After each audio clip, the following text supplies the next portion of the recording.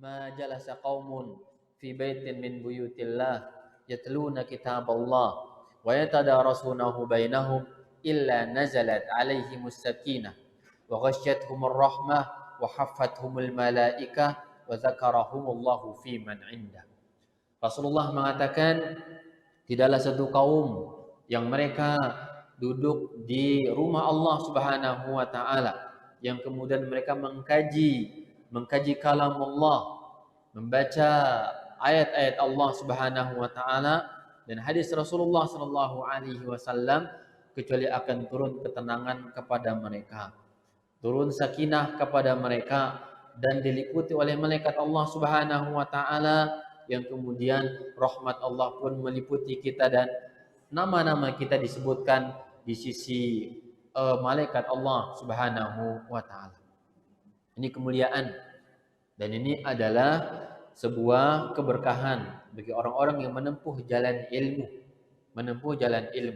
Yang dulu para ulama kita berjalan dari daerah ke daerah lain, dari pulau ke pulau, dari negara ke negara, hanya untuk belajar ilmu, kemudian untuk mengingatkan diri mereka agar selalu di atas ketaatan kepada Allah Subhanahu wa taala.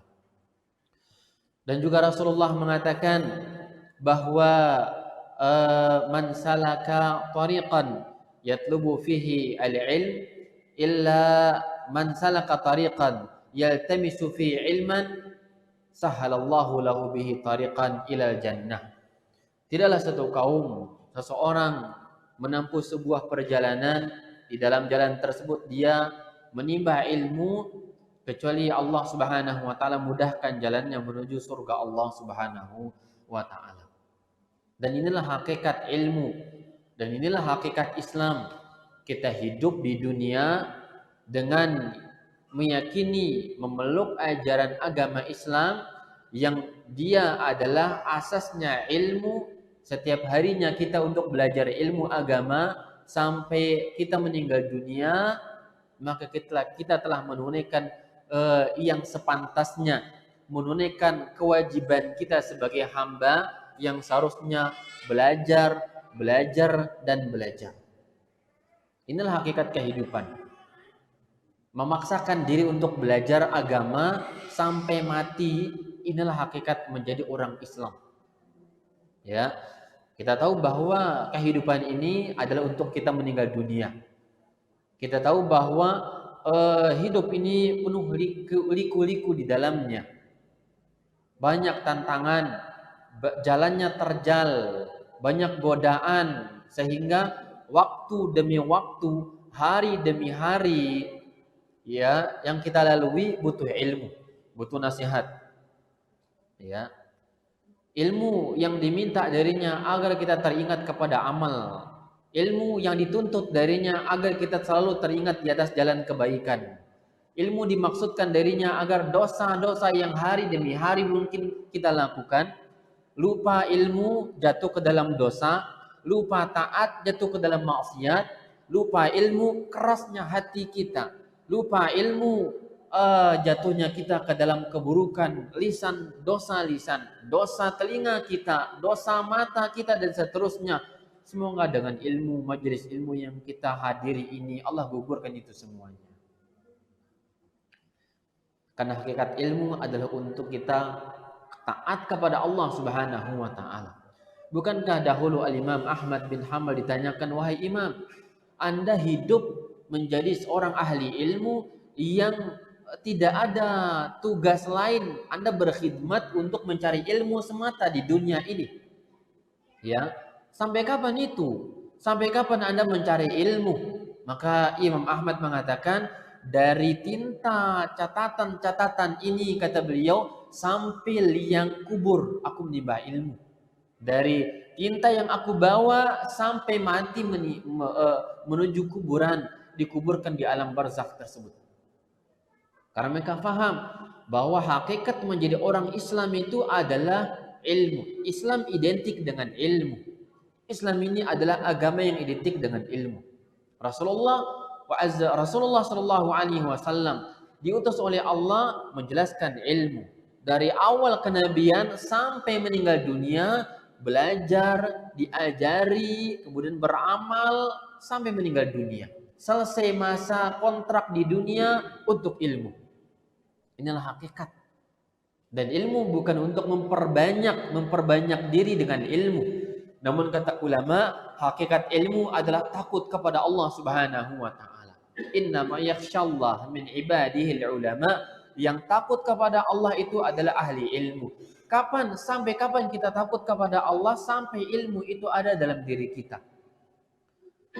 Belajar hari ini belum takut. Esok hari belajar belum muncul takwa itu. Belajar hari ketiga belum merasakan takut kepada Allah. Belajar hari keempat belum, maka teruslah belajar sampai muncul rasa takut kepada Allah Azza wa Jalla. Karena memang ilmu itu membuat kita takut kepada Allah Subhanahu wa taala. Yang kemudian dari apa yang diungkapkan oleh Imam Ahmad bin Hanbal, bahwa beliau belajar ilmu dari tinta sampai makbarah, minal makbarati ilal maqbarah, dari tinta sampai liang lahat, menunjukkan bahwa kehidupan ini adalah kehidupan ilmu. Jadi payah kita untuk mencari ilmu. Maka jangan mengatakan bahwa saya sudah berilmu, saya sudah cukup dengan majelis ilmu, saya sudah hafal sekian hadis, sekian amal, sekian amalan sunnah.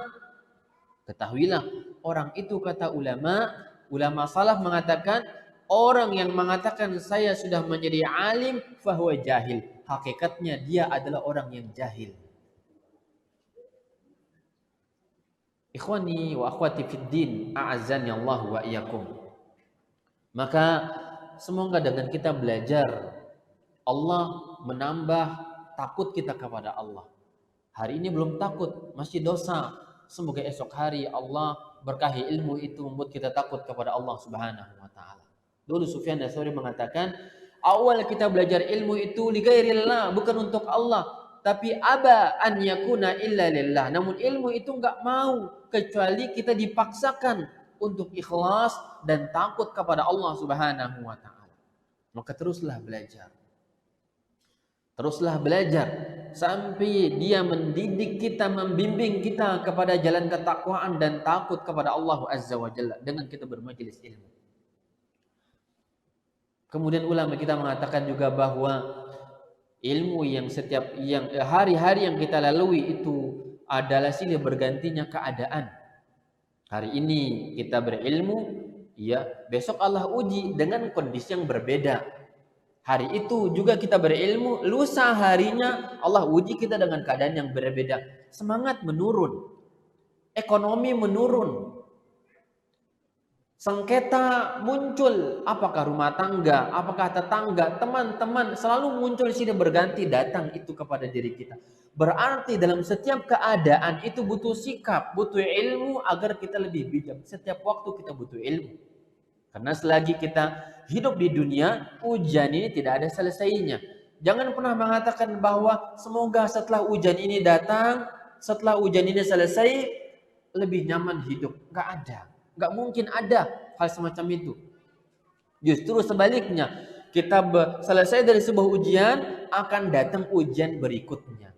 Berarti kalau demikian keadaannya butuh ilmu, dan ilmu.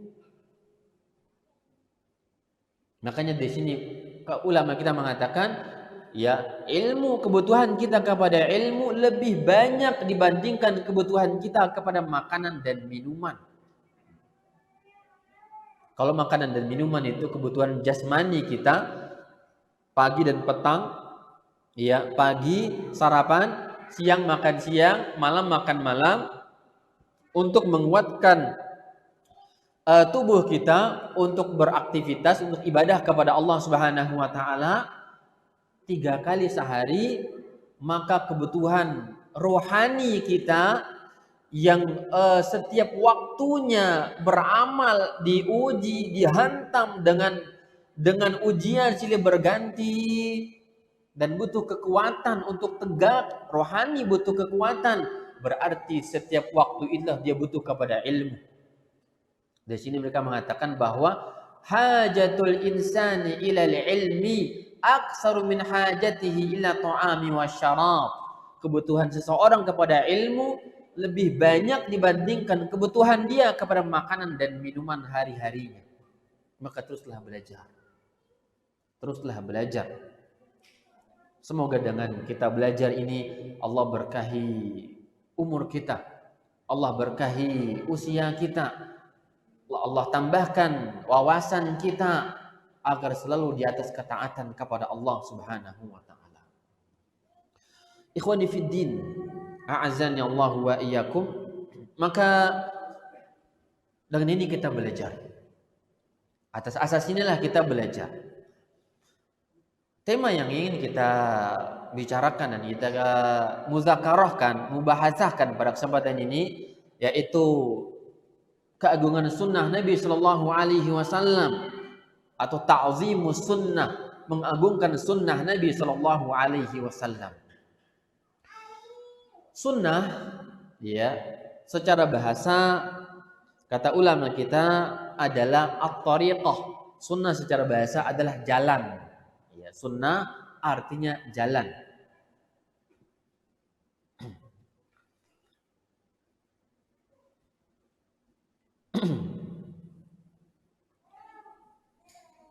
Yang kemudian, ya, sunnah berarti jalan. Dalam pandangan istilah, secara terminologi syariat, sunnah itu, ya, memiliki 3 atau 4 makna. Karena dalam tinjauan ahli hadis ada sunnah, dalam tinjauan ahli fikih ada sunnah. Ada makna umum, ya, sunnah. Maka sunnah yang mana yang dimaksudkan? Secara bahasa apa tadi? At-tariqah, jalan. Ya. Secara istilah maka ahli hadis mengatakan sunnah itu menurut ahli hadis adalah segala sesuatu yang disandarkan kepada Rasulullah Shallallahu Alaihi Wasallam berupa perkataan, perbuatan, ya, dan ikrar serta sifat Nabi Shallallahu Alaihi Wasallam. Itulah sunnah di dalam ilmu hadis. Ya. Dalam ilmu fikih ada juga sunnah menurut ilmu fikih. Apa sunnah menurut mereka? Sunnah menurut mereka itu adalah hukum di bawah derajat wajib. Kita tahu dalam ilmu fikih itu ada 5 hukum, ya. Ada wajib, ya. Ada sunnah, ada haram, ada makruh, ada mubah. Ya. Maka kalau ahli fikih mengatakan hukum ini sunnah dalam tinjauan ahli fikih, maka artinya sesuatu yang dikerjakan berpahala dan ditinggalkan tidak dapat dosa namun rugi. Ini sunnah di dalam tinjauan ahli fikih.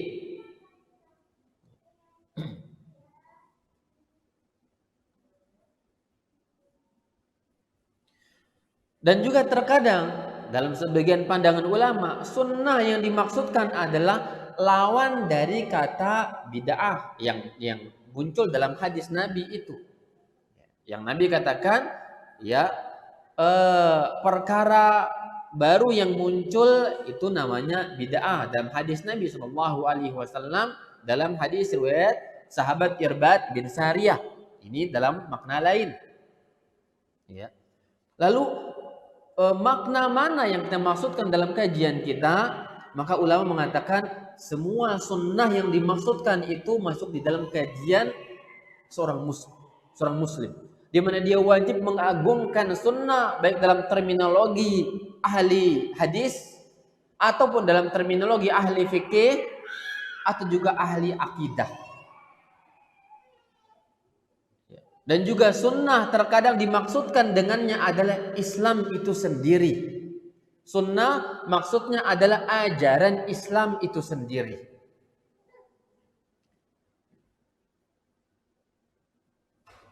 Ikhwani fid din, a'azzani Allah wa iyyakum. Karena Nabi Shallallahu Alaihi Wasallam dahulu pernah mengatakan, ya, bagaimana Nabi mengatakan kepada kita tentang sunnah, ya. Kata beliau dalam hadis Irbad bin Sariyah, barang siapa yang hidup lama di antara kalian. Ini Nabi menghitobi para sahabatnya dan kita termasuk, ya, orang-orang yang terkena dampak daripada hadis ini. Kata beliau, "Wa man ya'ish minkum," orang yang hidup lama di antara kalian, "fasayara ikhtilafan katsira," dia akan melihat perpecahan, perbedaan yang banyak di kalangan kaum muslimin. Fa'alaikum bisunnati, maka wajib bagi kalian berpegang dengan sunnahku. Wa sunnatil khulafa'ir rasyidin al-mahdiyyin min ba'di, dan juga sunnahnya para khulafa'ur rasyidin setelahku. Ini Rasulullah wasiatkan kepada kita. Rasulullah sallallahu alaihi wasallam wasiatkan kepada kita akan kewajiban kita berpegang kepada sunnah beliau sallallahu alaihi wasallam. Yang kita maksudkan di muka bahwa apakah itu dalam terminologi ahli fikih, kita tetap berpegang dengannya, jangan ditinggalkan. Jangan dikatakan bahwa oh ini sunnah lalu ditinggalkan. Tidak. Karena Nabi sallallahu alaihi wasallam dengan para sahabatnya dahulu tidak pernah bertanya tentang hukum. Ini kalau kita berbicara masalah fikih. Apakah ini sunnah ataukah wajib? Ini makruh ataukah haram? Tidak ada pernah ditanyakan oleh mereka. Karena fikih mereka itu adalah fikih amal, fikih amaliyah, bukan fikih pilih-pilih. Fikih amaliyah. Yang Nabi semuanya beliau kerjakan itu. Apakah sunnah dimaksudkan itu adalah dalam ahli fikih atau ahli hadis atau ahli akidah atau makna umum tadi, ya, tidak ada perbedaan. Semuanya dilakukan dan diagungkan oleh mereka. Besar dalam diri mereka sunnah Nabi itu. Jangan sampai kecil di dalam pandangan kita. Ya, karena mereka sudah mengagungkannya. Sehingga dahulu disebutkan bahwa Al-Imam Malik bin Anas ketika ada orang yang ingin memulai ihramnya dari bukan miqat, ya, bukan miqat yang seharusnya dia memulai ibadah umrah dan memakai pakaian ihram dari situ, orang itu mengatakan, wahai imam, aku ingin berihram bukan dari miqat, ingin dari rumahku atau sedikit melenceng dari miqat yang Nabi ajarkan kepada kita. Nabi larang orang tersebut, jangan sekali-kali Anda miqat memulai ihram dari bukan miqat yang Nabi ajarkan kepada kita. Apa kata orang tersebut? Wahai imam, hanya sedikit saja. Hanya sedikit. Emang kenapa? Ada apa? Ya, saya tetap berhaji, saya tetap berumrah, ihram, kata dia. Namun hanya melenceng sedikit saja dari yang Nabi ajarkan. Maka Nabi mengatakan bahwa saya takut akan menimpa Anda fitnah dan azab Allah Subhanahu wa taala karena Anda berani memilih jalan yang bukan jalan Rasulullah sallallahu alaihi wasallam. Kemudian beliau mengutip firman Allah Azza wa Jalla, "Falyahzaril ladzina yukhalifuna an amrih an tusibahum fitnatun aw azabun alim." Hendaklah takut waspada orang-orang yang berani menyelisihi jalan Rasulullah sallallahu alaihi wasallam dengan ditimpakan fitnah kepadanya atau azab yang pedih. Dia bertanya lagi, wahai imam, fitnah apa yang mungkin menimpaku? Aku adalah orang yang sedang beribadah, wahai Imam Malik. Aku ihram, ya, memakai baju ihram untuk ibadah taat kepada Allah. Kok bisa azab datang kepada diri saya? Kok bisa aku ditimpa fitnah? Apa kata Imam Malik? Lalu fitnah apa yang lebih besar daripada Anda berani menyelisihi jalan Rasulullah sallallahu alaihi wasallam? Maka jangan sekali-kali kita mencoba menyelisihi Rasulullah sallallahu alaihi wasallam. Kemudian juga datang sebuah asar dari Sa'id ibn al-Musayyib. Sa'id ibn al-Musayyib. Ada orang yang sholat subuh, ya, sholat sunnah subuh, qobliyah subuh, dia panjangkan rukuk dan sujudnya. Dia panjangkan rukuk dan sujudnya. Lalu dimaklumi bahwa di dalam sunnah qobliyah subuh ini tidak panjang. Tidak sunnah kita panjang rukuk dan sujud dalam qobliyah subuh. Pendek sunnahnya. Yang Nabi kerjakan itu pendek. Kata Aisyah radhiyallahu anha, Nabi itu biasa sholat rakaataini khafifataini. Sholat 2 rakaat yang ringan, tidak panjang, ya, di dalam mengerjakan qobliyah subuh. Lalu ada pemuda ini masuk masjid dan panjang mengerjakan qobliyah subuhnya. Apa kata Sa'id ibn al-Musayyib? Ya, kata beliau, fanahahu, maka beliau melarang orang tersebut. Maka dibalas oleh pemuda, kata dia, wahai imam, ayu'adzibuni Allahu ala shalah? Apakah Allah akan melarang aku, mengazab aku karena aku sholat 2 rakaat yang panjang ini? Lihat, ini jawaban orang tersebut. Niatnya baik, ingin sholat, namun tata caranya berbeda dengan cara Nabi. Begitu detail Sa'id ibn Musayyib. Apa kata beliau? Wahai fulan, aku takut, ya, Allah mengazab Anda karena Anda menyelisihi sunnah Nabi Shallallahu Alaihi Wasallam. Bukan karena sholatnya. Jauh lebih besar daripada itu pengagungan hati Anda kepada sunnah. Inilah fitnah yang akan menimpa Anda. Artinya ketika Anda memanjangkan yang Nabi pendekkan, berarti Anda tidak besar dalam hati Anda sunnah Nabi Shallallahu Alaihi Wasallam.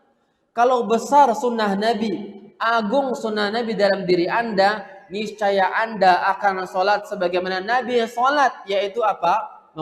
Memendekkan rukuk dan sujud dalam qobliyah subuh. Lihat bagaimana pengagungan para ulama kita kepada, ya, sebuah praktek ibadah. Kemudian juga, ya, melihat bagaimana sahabat Umar ibn al-Khattab radhiyallahu an, ketika ada seorang pemuda yang celananya di bawah mata kakinya, kondisi sakaratul maut Umar bin Khattab radhiyallahu an, maka dilihatlah pemuda yang menjulurkan kain di bawah mata kakinya. Maka Umar memanggil pemuda tersebut. Dan dia mengatakan, ya fulan, irfa' saubak fa innahu athhar li saubika wa atqa li rabbika. Ya, kata Umar bin Khattab radhiyallahu an, wahai fulan, angkatlah celanamu karena hal itu lebih bersih kepada sarung celanamu tersebut dan lebih takwa kepada Allah Subhanahu wa taala dalam sunnah berpakaian.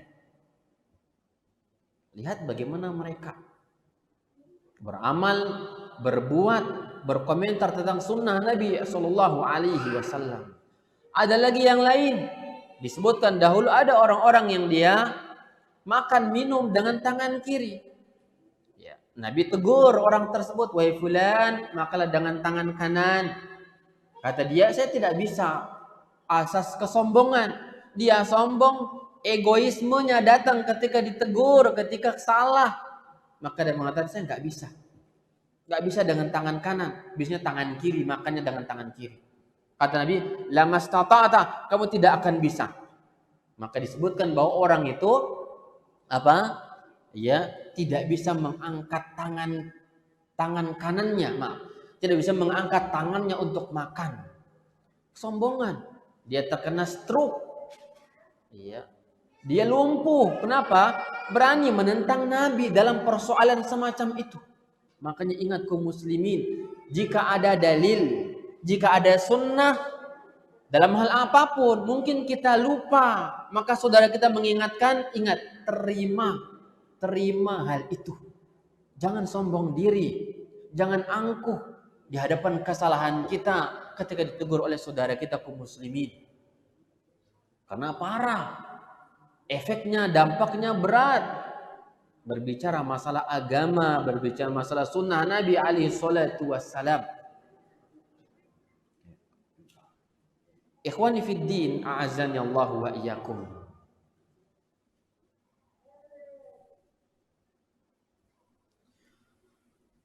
Maka mengagungkan sunnah yang kami maksudkan adalah masuk ke dalam 4 terminologi tadi. Apakah dia dalam makna Islam? Dalam makna Islam, sunnah artinya jalan Islam, ya. Karena Nabi mengatakan ketika ada orang yang bertanya, 3 orang itu yang sudah maklum oleh semuanya, 3 orang bertanya kepada Rasulullah, kepada Aisyah tentang ibadah Nabi, yang kemudian salah seorang diangkat di antara mereka mengatakan, aku akan berpuasa, tidak akan berbuka. Aku akan sholat malam dan tidak akan tidur. Aku tidak akan menikah. Tiga-tiga mengatakan demikian.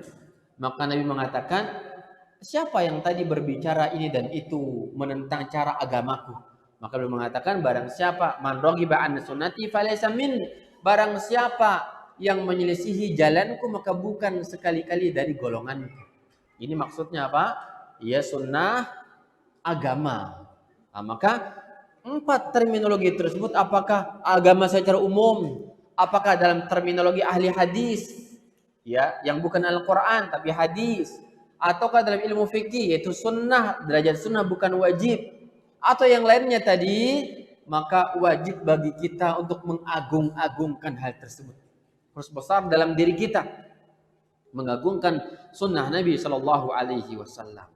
Zaman gurbah, zaman asing, asingnya manusia dengan sunnah, asingnya manusia dengan cara hidup Rasulullah Sallallahu Alaihi Wasallam, dengan nas Nabi, kata beliau, la tattabi'unna sanana man kana qablakum shibran bi shibrin wa zira'an bi zira'in hatta law dakhalu juhra dhabbin la dakhaltumuh. Kalian di akhir zaman akan mengikuti cara orang-orang ahli kitab, sedikit demi sedikit, sejengkal demi sejengkal, sedepa demi sedepa, yang seandainya mereka masuk ke lubang dhab sekalipun, maka kalian pun akan ikut masuk ke sana. Ini menunjukkan bahwa mengharuskan kita mengkaji lagi tentang keutamaan beramal dengan sunnah ini. Karena kita khawatir melenceng jalan dan mengikuti jalan orang-orang ahli kitab. Dan itu zahir di zaman kita. Bahasa, cara berbahasa, cara bertradisi, cara beribadah, cara hidup berumah tangga, berpakaian, berbisnis, berusaha, semuanya terkadang kiblatnya adalah orang-orang non-muslim. Semuanya kiblatnya kepada orang-orang non-muslim. Maka membuat kita lebih semangat untuk mengkaji ajaran sunnah Nabi Shallallahu Alaihi Wasallam. Dan juga Nabi Shallallahu Alaihi Wasallam mengatakan dalam sebuah hadis, beliau mengatakan, Inna min waraikum ayyamas sabr, di belakang kalian ada hari-hari kesabaran. As-sabiru fihin kal qabidi 'alal jamr, orang yang bersabar di kala itu seperti orang yang menggenggam bara api. Wal 'amilu fihin, orang yang beramal di kala itu ka ajri khamsina rajulan minkum, seperti pahala 50 orang sahabat di kalangan kalian. Maka bertanya, ya Rasulullah, apakah pahala orang tersebut seperti 50 kita atau dari mereka? Karena kan gak mungkin ya, aneh. Ada orang akhir zaman beramal, beribadah, lalu pahalanya sama dengan pahala 50 orang sahabat Nabi. Kok bisa? Bukankah Nabi sudah mengatakan sebaik-baik manusia adalah sahabatku? Bukankah Nabi juga yang mengatakan, jangan celah sahabatku, yang demi Allah kalian beramal, ya, bersedekah dengan emas sebanyak gunung Uhud sekalipun tidak akan sama dengan sedekah 1 mud, 1 genggam mereka, tidak akan sama. Perbandingan yang tidak mungkin sepadan dan gak layak dibandingkan kita dengan mereka dalam amal ibadah. Namun juga bertanya, Rasulullah, kok bisa ada orang di akhir zaman yang tidak berjihad, tidak bersedekah, tidak menyerahkan harta jiwa raganya untuk Islam, lalu bisa beramal yang pahalanya seperti pahala 50 kita? Kok bisa ya Rasulullah demikian? Apa kata Nabi? Tidak. Bahkan 50 kalian itu pahala 1 orang di kalangan orang itu. Masya Allah. Beramal dengan sunnah di akhir zaman mendapatkan keutamaan pahala seperti 50 orang sahabat. Hadis itu hasan. Hadis itu hasan derajatnya. Kata Nabi, wal amilu fihin ka ajri khamsina rajulan minkum. Orang yang beramal di kala itu bersabar, sabarnya seperti menggenggam bara api. Beramalnya pahalanya seperti 50 orang sahabat itu. Dan ini keagungan kita mengikuti jalan Rasulullah Sallallahu Alaihi Wasallam. Pahit, susah, ya, namun pahalanya besar. Dan Nabi katakan adalah hari kesabaran. Dia adalah hari kesabaran. Dan hari kita beramal baik dalam makna akidah atau juga fikih. Ya. Karena banyak tantangan dari sisi akidah yang mulai merusak akidah umat. Atau juga dari sisi semangat diri kita, banyak godaan di zaman kita. Ya, banyak godaan di zaman kita. Tidak semua orang mengajak kita kepada ketaatan. Tidak semua teman kita itu mengajak kita kepada takwa agar selalu teringat akhirat, ingin mati saleh menuju jalan Allah. Enggak semua orang. Tapi banyak orang yang kalau bertemu ngobrolnya masalah duniawi. Ya. Banyak orang kalau bertemu obrolannya masalah jual beli, masalah bisnis, dagang dan seterusnya. Untuk bermuzakarah ilmu ingat mati jarang. Ini dari diri kita sendiri karena fitnah akhir zaman, harta benda, bisnis. Belum dari sisi pertentangan, kontradiksi ideologi yang terus berkembang baik dari orang kafir luar Islam atau dari sekte-sekte yang mengaku Islam. Asing. Maka di sanalah pahala besar bagi kita. Orang-orang terus belajar meniti jalan ketaatan kepada Allah, ya, maka besar pahala yang dijanjikan oleh Allah Azza wa Jalla kepada mereka. Semoga kita termasuk orang tersebut. Semoga kita termasuk orang-orang tersebut. Ikhwani fid din, a'azzani Allah wa iyyakum.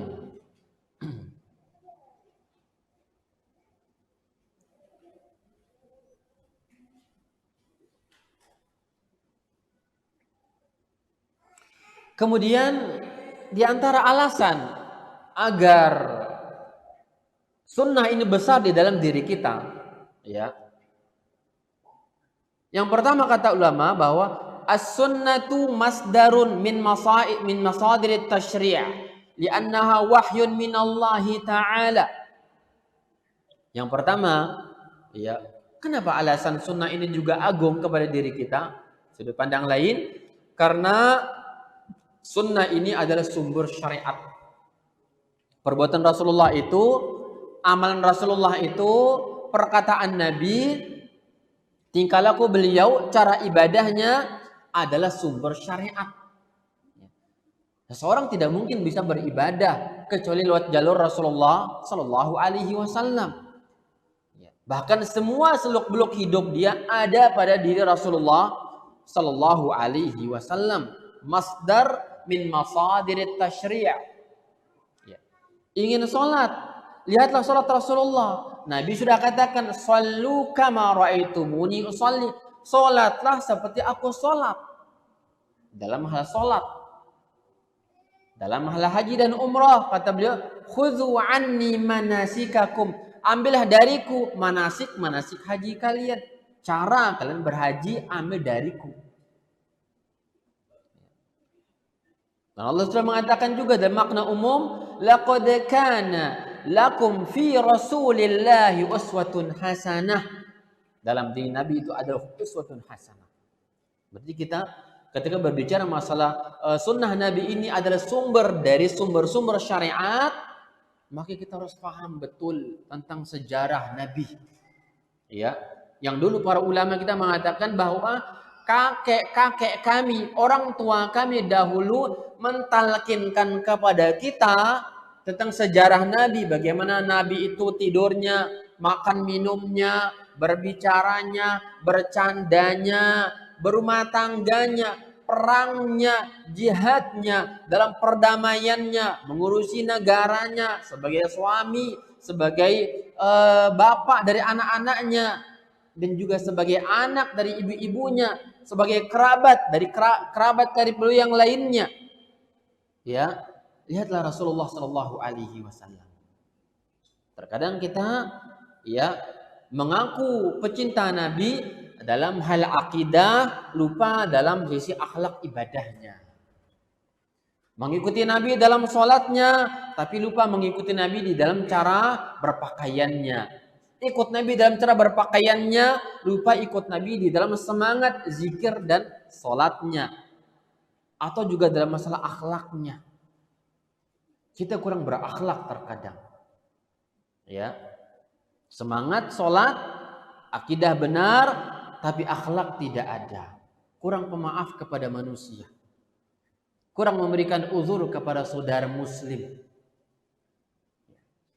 Bisanya memvonis, bisanya menyalahkan, tapi tidak bisa menasihati dengan lemah lembut.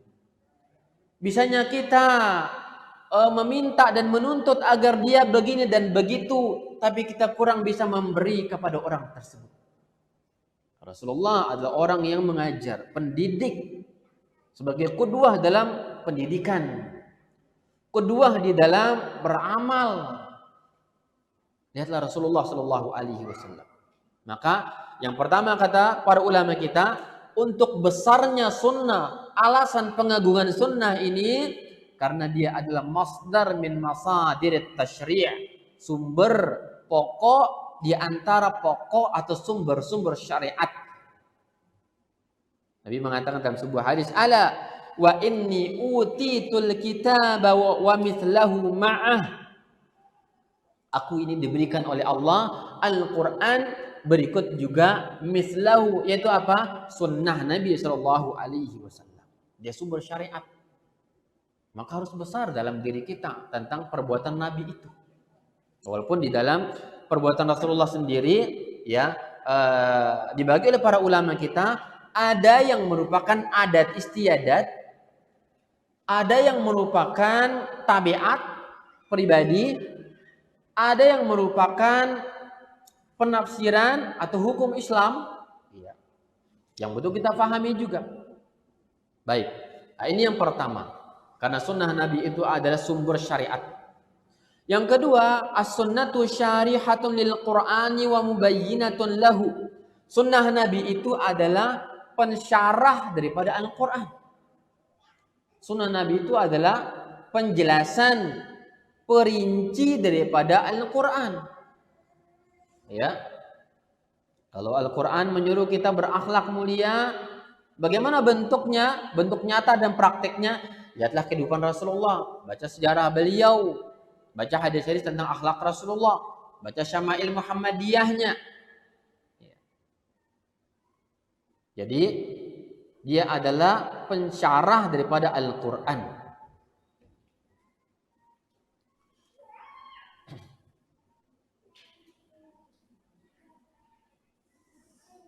Ikhwani fid din, a'azani Allahu wa iyyakum.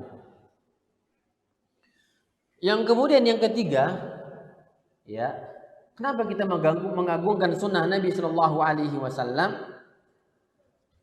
Kata para ulama kita, anna Nabi Shallallahu Alaihi Wasallam hassa ala tamassuki bis sunnah wa raghaba fiha la siyama waqtal fitani wal ikhtilaf.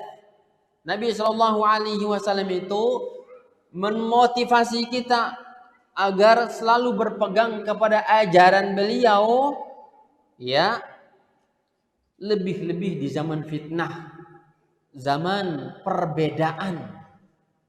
Yang walaupun itu sudah ada sepeninggal Nabi, lebih parah lagi, diperparah lagi di zaman-zaman kita semacam ini.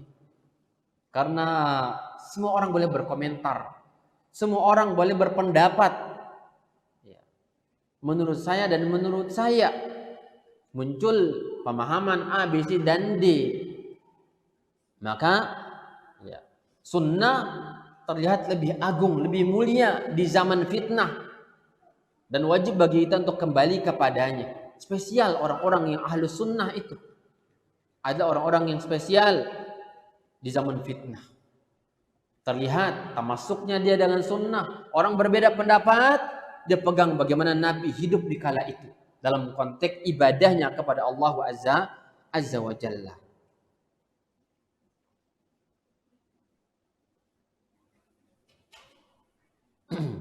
Kita tahu bahwa dalam hadis Nabi mengatakan, ya, addu 'alaiha bin nawajiz, gigitlah sunnah dengan gigi geraham kalian. Kita disuruh untuk tetap berada di atas sunnah Nabi. Gigitlah dengan gigi geraham kalian. Dan jauhilah segala perkara yang mengganggu sunnah itu.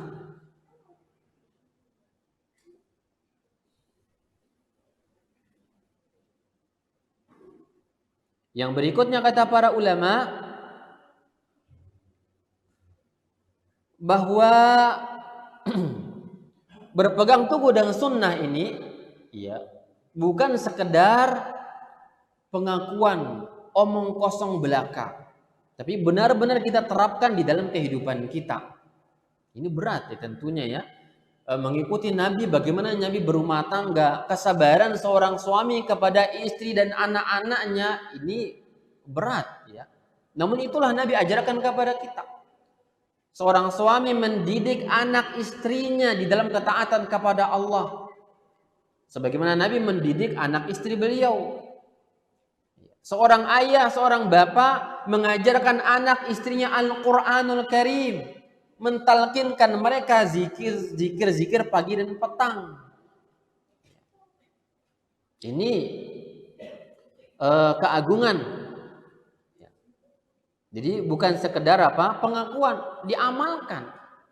Nabi ajarkan kepada kita itu, dipraktekkan dalam rumah tangga kita, di dalam diri kita juga. Apakah dalam makna doa, zikir, ya, pendidikan, ibadah. Maka hendaklah ada nyata di dalam diri kita. Inilah yang kita sampaikan bahwa mempelajari sunnah Nabi ini adalah untuk diri kita. Untuk diri kita dulu. Agar kita berwawasan, orang-orang ahlu sunnah, ya, salafiyun ini memiliki wawasan sunnah yang luas dan beramal dengan itu. Anaknya di rumah diajarkan Al-Quran. Anaknya di rumah diajarkan zikir. Di rumahnya dia mengajar Al-Quran. Dia bagus bacaannya. Dia sholat, dia praktekkan sholat duha. Anak-anaknya melihat. Yang kemudian ternyata wawasan dan praktek itu akan memancarkan cahaya, hidayah, akhlak mulia kepada orang-orang sekelilingnya. Maka yang PR terbesar kita saat ini adalah mengisi diri kita dengan ilmu dan amal. Kita tidak usah berkhayal jauh untuk mengajak orang-orang mengikuti sunnah Nabi dulu. Ya, tidak. Itu adalah buah dari akhlak, ilmu, amal kita sendiri. Namun disayangkan, sebagian ahli sunnah di negara kita ada yang tidak bisa baca Al-Quran, ada yang tidak bagus tajwidnya. Sebagian ahli sunnah tidak cinta kepada zikir pagi petang, tidak hafal hal itu. Sebagian ahli sunnah di negara kita tidak pandai mendidik anak istrinya kepada ketaatan kepada Allah, membangunkan anak-anaknya sholat malam, sholat subuh, menyimak bacaan Al-Quran anaknya. Sebagian kita absen dalam hal ini. Lalu bagaimana kita bisa berdakwah kalau diri kita saja, rumah tangga kita saja kita nggak bisa bina? Bukankah ilmu ini untuk diri kita? Makanya dahulu para sahabat Rasulullah SAW diceritakan oleh para ulama kita, orang-orang kalau melihat gerak-gerik sahabat Nabi itu, tutur katanya, ya, rumah tangganya mereka, kesopanan mereka, sedekahnya mereka, tutur katanya adalah semuanya itu adalah dakwah dengan tingkah laku perbuatan, dan orang tertarik, tercerahkan dengan sekadar melihat perbuatan mereka itu. Ini yang butuh kita isi dalam diri kita saat ini. Isilah diri kita dengan tilawatul Quran. Isilah diri kita dengan kefasihan lisan kita di dalam bertajwid Al-Quran tersebut. Dan inilah pengagungan kepada sunnah. Inilah inti daripada ajaran mengagungkan sunnah Nabi Shallallahu Alaihi Wasallam. Adalah kita bisa mempraktikkan ajaran ini di dalam diri kita sendiri dahulu. Dalam akhlaknya, dalam adabnya, dalam ibadahnya. Alangkah indahnya kehidupan jika seorang suami mendengar bacaan anak-anaknya pagi dan petang. Ya. Namun saat ini kita melihat kita sebagai orang tua lebih jauh berhusnuzan. Anak-anak kita titipkan di pesantren, di lembaga pendidikan, ya. Dan kita senang dengan hal itu. Ya.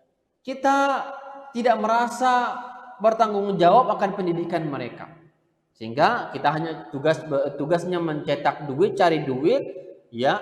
Rumah tangga bukan lagi menjadi madrasah, tapi menjadi perusahaan yang tugasnya cetak duit, cari pekerjaan, dan anak-anaknya dititipkan ke lembaga pendidikan yang lainnya. Hal itu boleh, bukan terlarang, namun jangan lupa, jangan salah bahwa pendidikan yang ideal adalah dalam rumah tangga. Seorang ayah dan ibu harus menjadi madrasah. Dan di dalam kajian Islam, pendidikan yang ideal itu adalah pendidikan ayah ibu. Memang banyak lembaga pendidikan.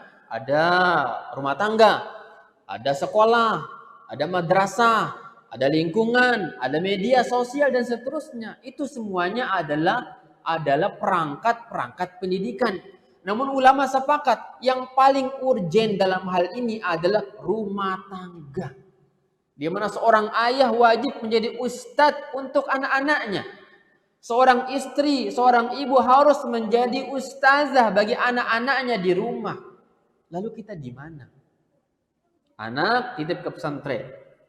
Bayarannya 3 juta rupiah per bulan. Atau 2 juta. Atau 1.500.000 atau kurang dan lebih atau semisal itu. Daftarnya 30 juta. Ayah ibu sibuk dengan pekerjaan. Baca Quran kurang pandai.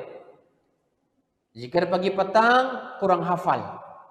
Sehingga anak-anak ketika libur pulang ke rumahnya, ya, sendiri, yang hafalan Al-Quran di pesantrennya, hafalan zikir yang tadi dilakoni dan dibiasakan di pesantrennya, sampai rumah ayah ibu ternyata nggak bisa membenarkan bacaan anaknya, apalagi menasihatinya dan seterusnya, mengingatkan murojaahnya dan seterusnya. Maka kata Al-Imam Ibnu Qayyim, terkadang kata beliau, anak-anak ini rusak lewat pendidikan orang tuanya sendiri. Ini PR besar bagi kita. Makanya yang seharusnya kita demonstrasikan saat ini, kita kampanyekan adalah apa? Orang tua wajib berpendidikan. Pendidikan wajib bagi orang tua, baru pendidikan anak-anak kita. Ya. Dan jangan terlalu berhusnuzon dengan dunia pesantren. Jangan terlalu berhusnuzon dengan dunia pesantren.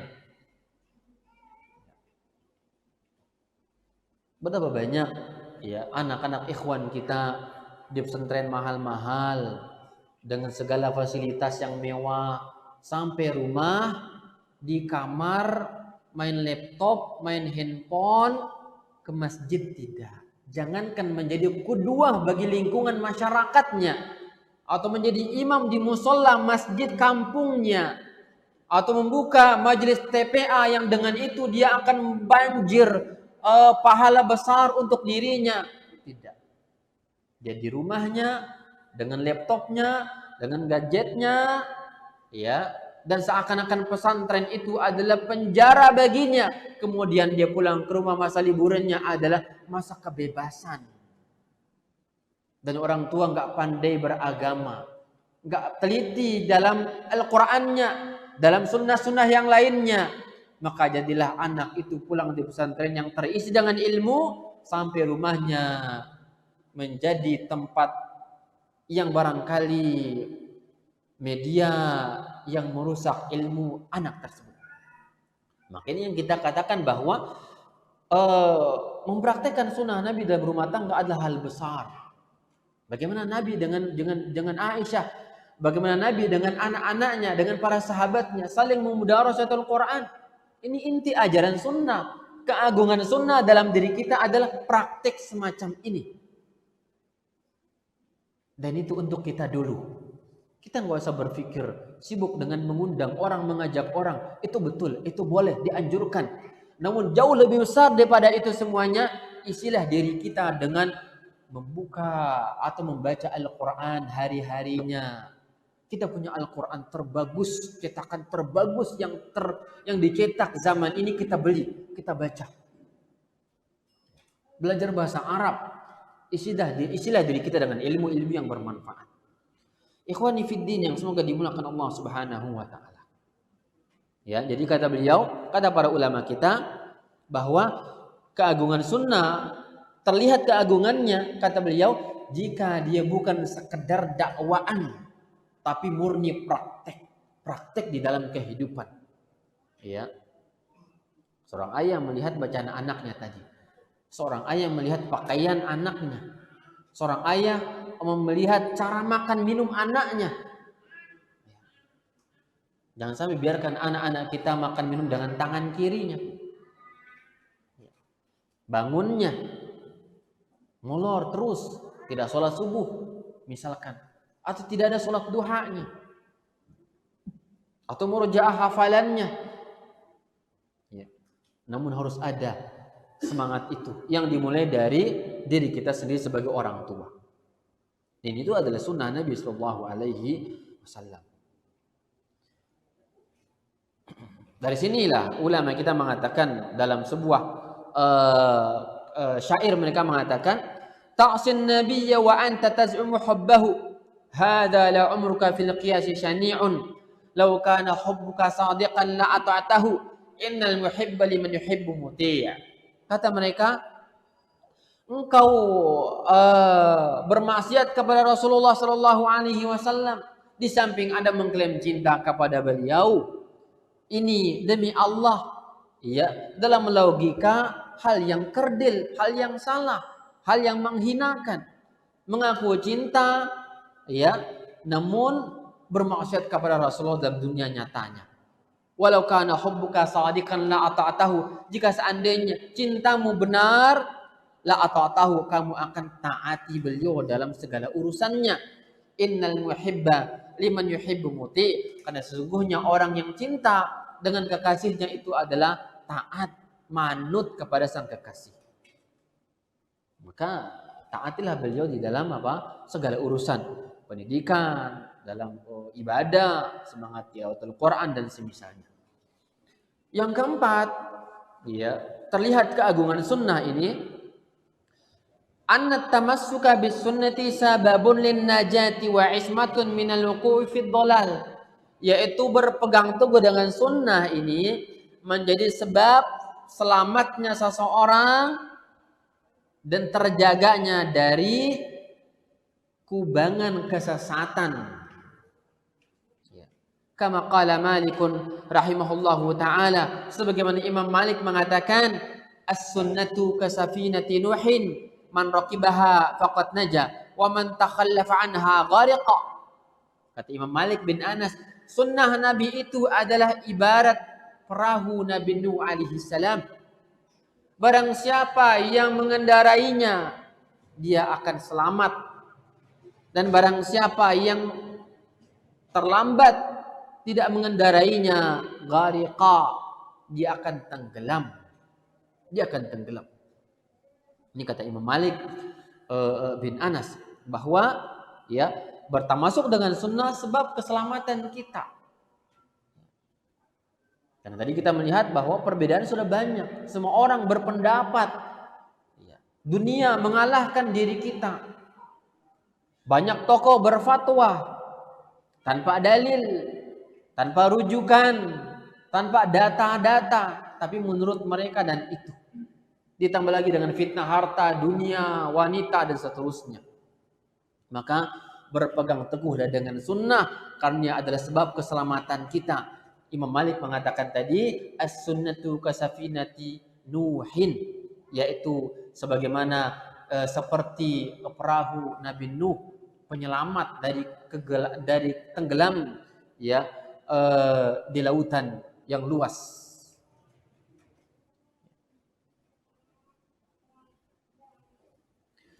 Al-Imam Az-Zuhri juga mengatakan, kana man madha min ulama'ina yaqulun al-i'tisami bis sunnati najatun.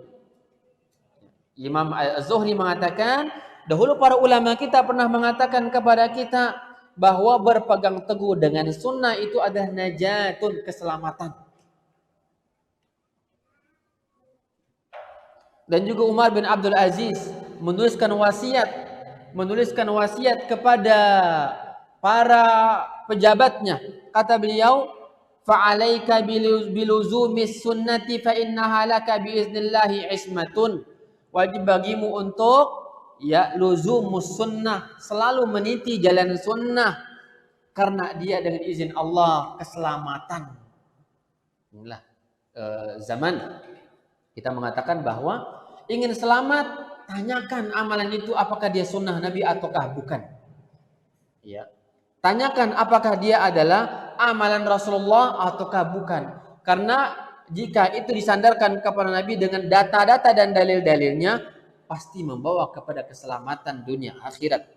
Dan sebaliknya, jika itu adalah sebuah amalan, keyakinan yang kemudian bukan dari Rasulullah, maka dia adalah kehinaan dan kesengsaraan serta jauh dari keselamatan menuju Allah Subhanahu wa taala.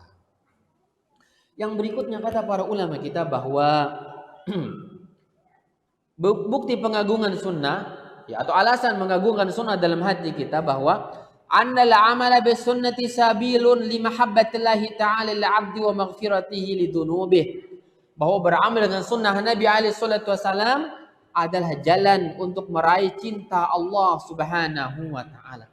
Jalan meraih kecintaan kepada Allah, cinta Allah kepada kita adalah mengamalkan sunnah Nabi. Allah mengatakan, "Qul in kuntum tuhibbunallaha fattabi'uni yuhibbukumullah wa yaghfir lakum dzunubakum. Wallahu ghafurur rahim." Allah mengatakan dalam surah Ali Imran, katakanlah Muhammad kepada mereka, jika seandainya kalian cinta kepada Allah, ikutilah sunnahku.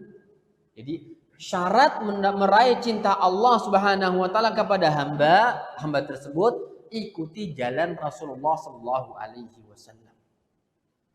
Ikuti jalan Rasulullah sallallahu alaihi wasallam. Karena di zaman munculnya banyak mazhab. Munculnya banyak mazhab yang ada, dan cara berpikir yang berbeda-beda. Maka ikutilah jalan yang Rasulullah sallallahu alaihi wasallam gariskan untuk kita. Allah cintai kita, kemudian ampunan Allah pun datang kepada kita.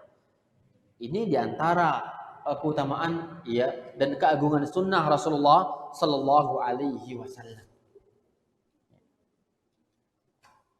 Cinta Allah datang kepada kita, berikut ampunan Allah kepada diri kita. Allah mengampuni orang-orang yang berjalan di atas sunnah tadi. Ikhwani fid din, a'azzani Allahu wa iyyakum. Maka bagi kita, orang-orang ahli sunnah wal jamaah, tentu jelas bahwa jalan sunnah ini adalah jalan terbaik bagi kita. Dan kita sudah memahami akan hal tersebut, bahwa manhaj ahli sunnah berpegang teguh dengan Al-Quran dan sunnah dengan tafsiran para salafus saleh. Kita sudah pahami akan hal tersebut. Berpegang teguh dengan sunnah, beramal dengan Al-Quran dan sunnah Nabi Shallallahu Alaihi Wasallam. Di zaman banyak orang-orang yang tergelincir dalam perkara-perkara yang diada-adakan, ya, dalam perkara-perkara yang diada-adakan oleh manusia. Kalau saja ya Nabi Shallallahu Alaihi Wasallam mengatakan, sepeninggalku ini akan ada perbedaan, pertentangan, perpecahan cara beragama, dan kebanyakan mereka masuk neraka kecuali orang-orang yang mengikuti jalanku. Nabi sebutkan ada perpecahan itu 70 lebih golongan gitu ya. Namun yang selamat adalah satu. Itu Nabi sebutkan sepeninggal Nabi. Lalu bagaimana dengan apa? Zaman-zaman kita.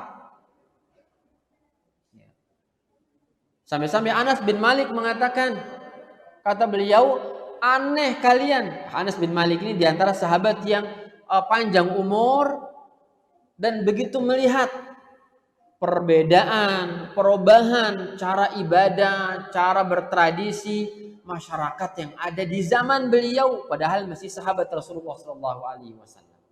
Apa kata Anas bin Malik? Demi Allah, innakum la ta'malunna a'malan, kalian ini beramal, kata beliau, benar-benar beramal dengan amalan-amalan hiya fi a'yunikum, di dalam pandangan mata kalian itu seperti lebih mudah, lebih ringan, lebih kerdil dibandingkan rambut, yang kami dulu menganggap perkara itu membinasakan diri kita semuanya. Masya Allah. Itu di zaman siapa? Anas bin Malik. Kata beliau, orang-orang yang ada di zaman ini berarti tabi'in lah gitu ya. Nabi meninggal dunia, ya, di zaman itu tinggal ada tabi'in. Kata beliau, kalian ini banyak mengamalkan amalan-amalan ibadah yang kalian anggap remeh, yang ternyata amalan itu kami anggap di zaman Nabi sebagai perkara yang membinasakan diri-diri kami dahulu. Masya Allah. Bisa jadi amalan itu berupa ibadah yang diagung-agungkan yang tidak Nabi ajarkan, atau berupa maksiat, atau berupa kekufuran, kesyirikan, khurafat dan seterusnya. Bisa jadi demikian. Namun itulah ungkapan sahabat Anas bin Malik. Itu di zaman itu. Bagaimana zaman setelahnya? Zaman setelahnya sampai zaman kita. Maka mereka mengatakan inilah zaman kebaikan menjadi keburukan di pandangan manusia, dan keburukan menjadi kebaikan dalam pandangan mereka. Nabi yang melarang untuk tidak boleh mengkeramikkan kuburan.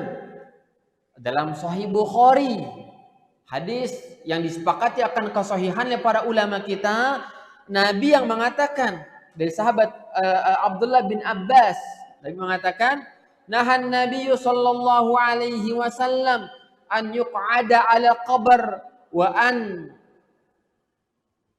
yusalla ilaihi wa an yubna alaihi wa an yujassas wa an yubna alaihi.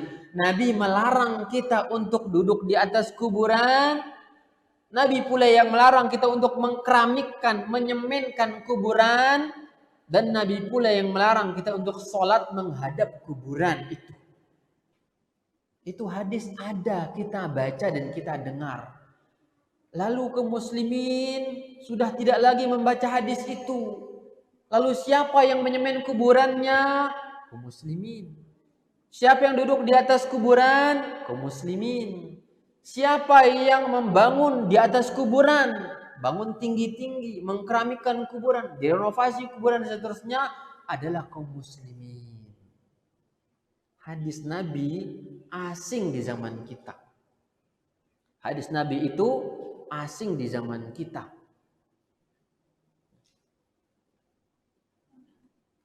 Ikhwani fid din, a'azzani Allah wa iyyakum.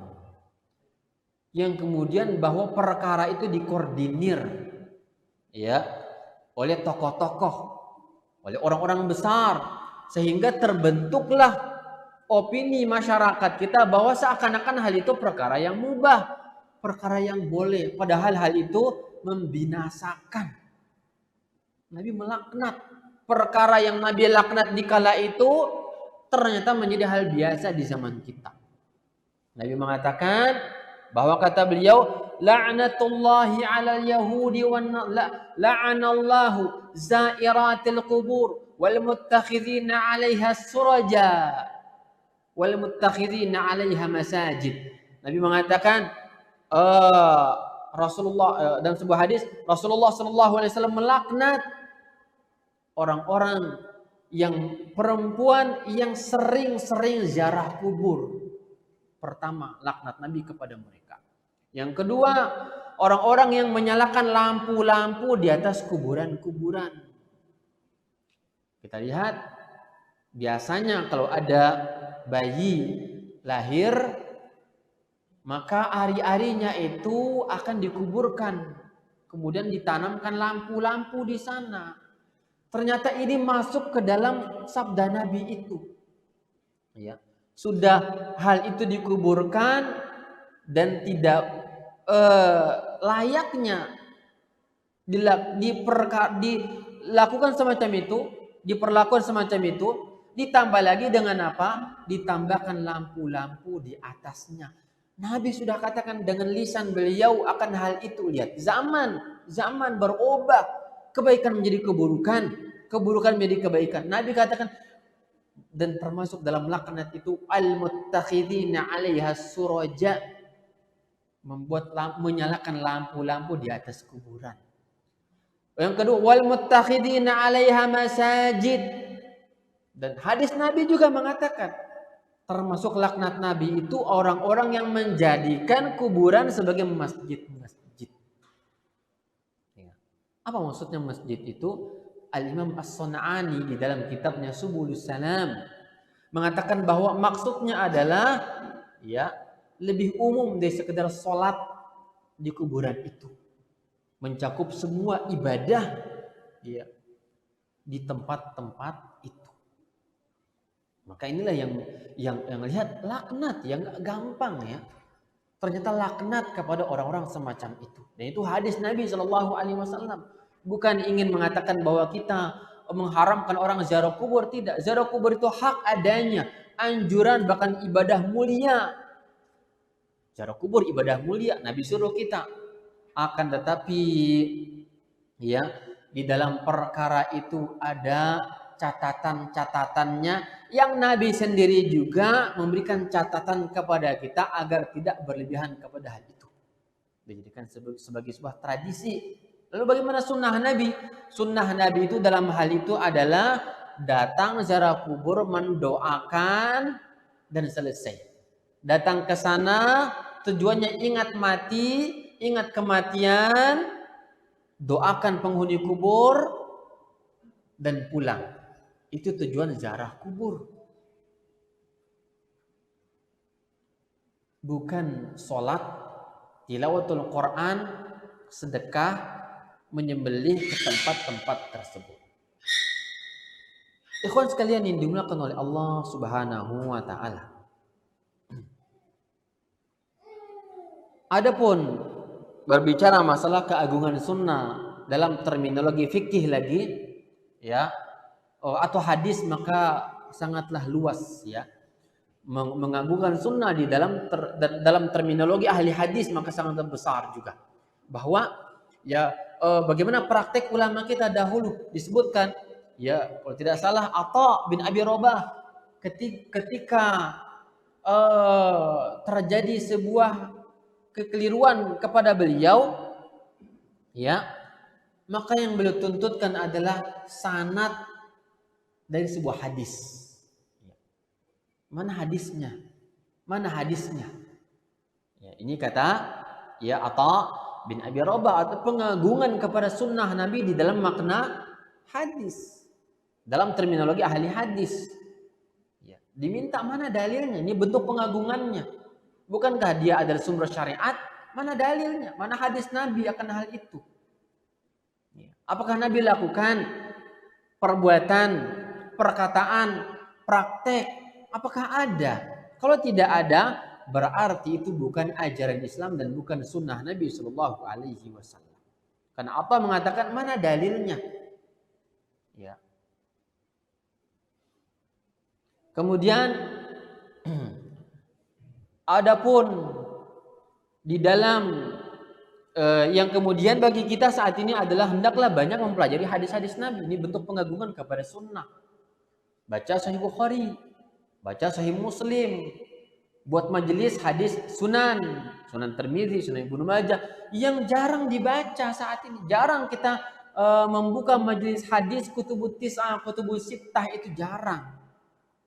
Yang juga Nabi mengatakan bahwa aqrabun nasi majlisan minni yaumal qiyamah aqrabukum aktsarukum salatan alayya. Orang yang paling dekat majelisnya di hari kiamat kelak bersamaku adalah orang yang paling banyak solawatnya kepadaku. Ulama mengatakan bahwa siapa orang yang paling banyak solawatnya? Itu orang-orang yang membaca hadis-hadis Nabi Sallallahu Alaihi Wasallam. Karena dia akan selalu mengatakan qala Rasulullah sallallahu alaihi wasallam. Sabda Rasulullah sallallahu alaihi wasallam. Luar biasa. Dapat manfaat wawasan, juga beribadah lewat sholawatnya. Maka ulama menyebutkan ahlus sunnah itu adalah ahli hadis, kata mereka. Kalau bukan ahli hadis, siapa lagi ahlus sunnah? Karena mereka adalah orang-orang yang meriwayatkan hadis, kemudian mendoakan Rasulullah dalam sholawat-sholawat tersebut. Dalam ungkapannya sallallahu alaihi wasallam. Maka di sanalah ilmu. Ya, di sanalah ilmu Rasulullah sallallahu alaihi wasallam dalam hadis-hadis tadi. Ini pengagungan sunnah di dalam terminologi ahli hadis.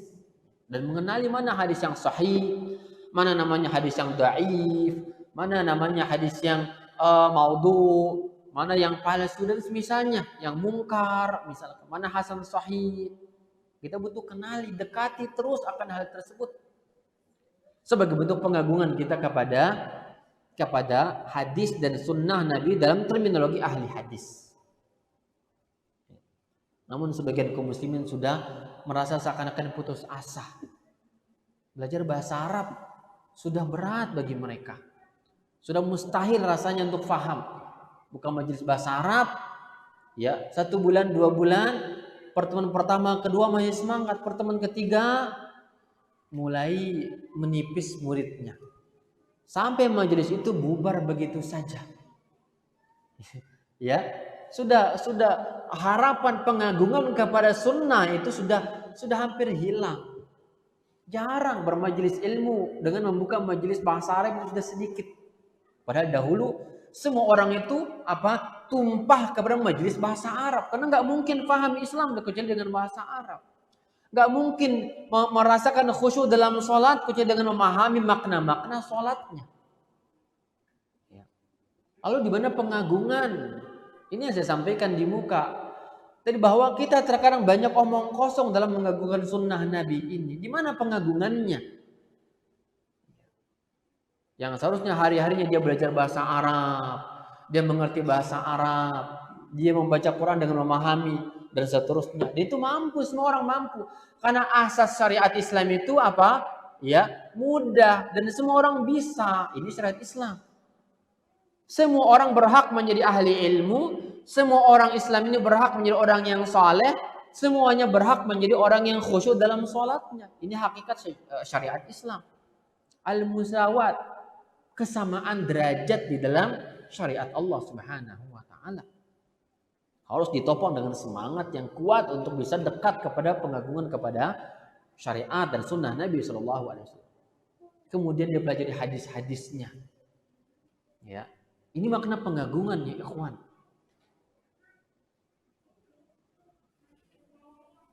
Ya, ini pengagungan di dalam terminologi ahli hadis. Pelajari, dekati terus, pahami. Hari-harinya membawa buku, membaca, mengkaji. Masya Allah, ini pengagungan. Ya.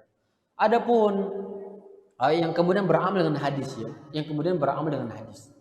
Adapun pengagungan sunnah di dalam terminologi ahli fikih yaitu apa? Sunnah di bawah derajat wajib, maka jelas amalan sunnah itu banyak manfaatnya. Apa diantaranya? Ya, menutup kekurangan ibadah wajib kita. Ini pengagungan dalam terminologi ahli fikih. Hendaklah kita cinta kepada amalan sunnah. Jangan tanya, ini sunnah atau wajib ya akhi? Enggak. Karena fikih para sahabat, para salafus saleh itu adalah fikih melihat, menjiplak dan beramal. Enggak penting itu apakah wajib atau sunnah, tidak. Jangan tanyakan, tapi berusaha mengamalkan. Makanya ada ungkapan para ulama kita, mereka beramal karena dia sunnah, bukan meninggalkan karena dia sunnah. Berbeda dengan orang zaman kita, ditinggalkannya karena dia sunnah, bukan wajib. Namun dahulu dikerjakannya karena dia sunnah. Karena hukum asal sunnah itu untuk dikerjakan. Dibuatnya aturan Allah itu walaupun hukumnya sunnah untuk dikerjakan oleh kita. Dan ketahuilah, hukum yang 5 itu wajib, sunnah, haram, makruh dan mubah. Siapa yang mencetuskan ilmu tersebut? Hukum-hukum itu bukan Rasulullah Shallallahu Alaihi Wasallam, bukan para sahabatnya. Namun bahasa wajib, sunnah, haram, makruh dan mubah itu muncul di abad-abad belakangan di kalangan ahli fikih. Nabi nggak pernah mengatakan ini wajib ya, ini sunnah ya, nggak pernah. Nabi hanya apa? Memerintahkan atau melarang, kan begitu. Yang hukum asal perintahnya untuk dikerjakan, yang kemudian hukum asal larangannya untuk ditinggalkan. Maka ini adalah pengagungan di dalam ilmu, dalam terminologi ahli fikih, yaitu apa? Kerjakanlah yang sunnah, kerjakanlah yang sunnah. Biasakan diri dengan amalan sunnah. Banyak manfaatnya. Di antaranya apa tadi? Menutup kekurangan kewajiban syariat yang masih kurang barangkali. Ada sholat wajib, ya, ada sholat sunnah, ada haji wajib, ada haji sunnah, ada sedekah wajib, ada sedekah sunnah, ada zakat wajib, ada zakat sunnah. Semuanya ada wajib, ada sunnahnya. Maka upayakan, kata ulama, jadilah orang yang mengerjakan sunnah agar kita bisa menutupi kekurangan kewajiban kita. Di antara bentuk pengagungan sunnah di dalam terminologi ahli fikih ya adalah menggapai kecintaan Allah Subhanahu wa taala. Jelas? Ya, menggapai kecintaan Allah Subhanahu wa taala dengan amalan sunnah tersebut.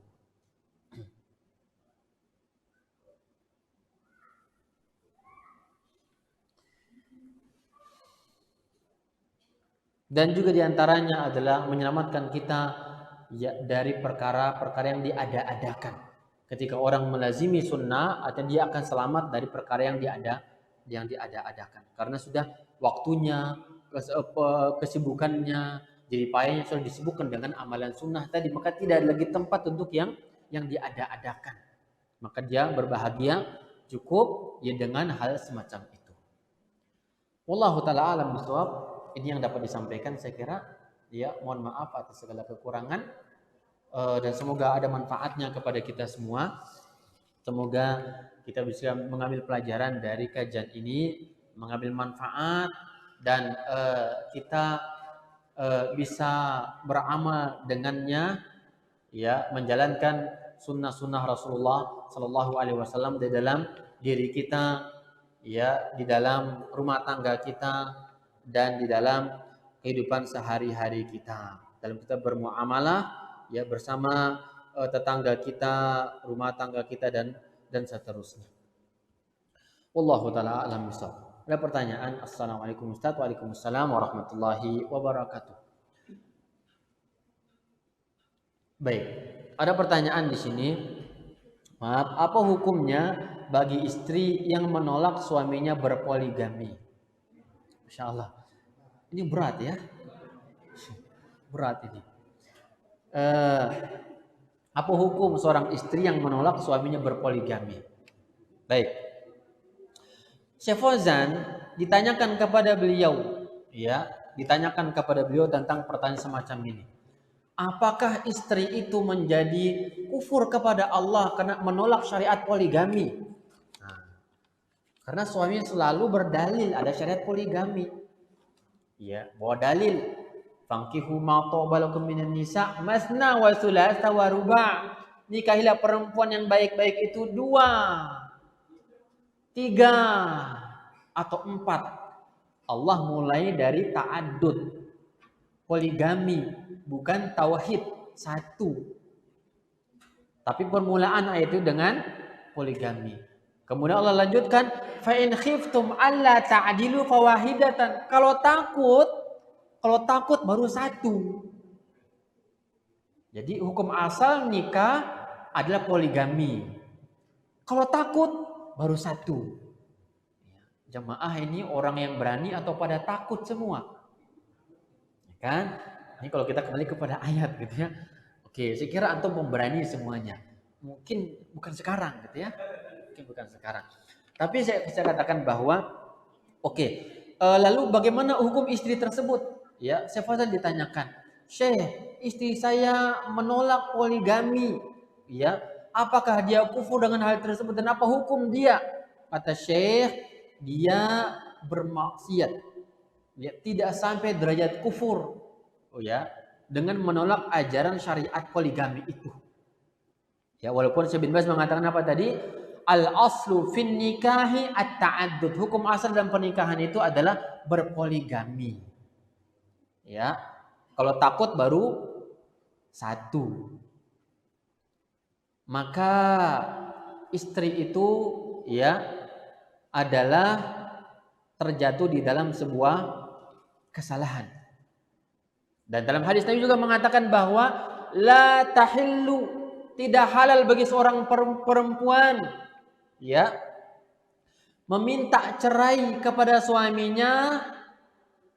Dalam sebuah hadis ya, maaf, kata Nabi, la tahillu limra'atin talaqa zawjiha. Tidak halal bagi seorang perempuan minta cerai dengan apa? Alasan yang tidak syar'i. Ingat, tidak halal bagi istri minta cerai dengan alasan tidak syar'i. Ya, karena suami poligami dia minta cerai. Ini alasan yang tidak syar'i. Maka tidak halal bagi dia, artinya itu haram bagi dia.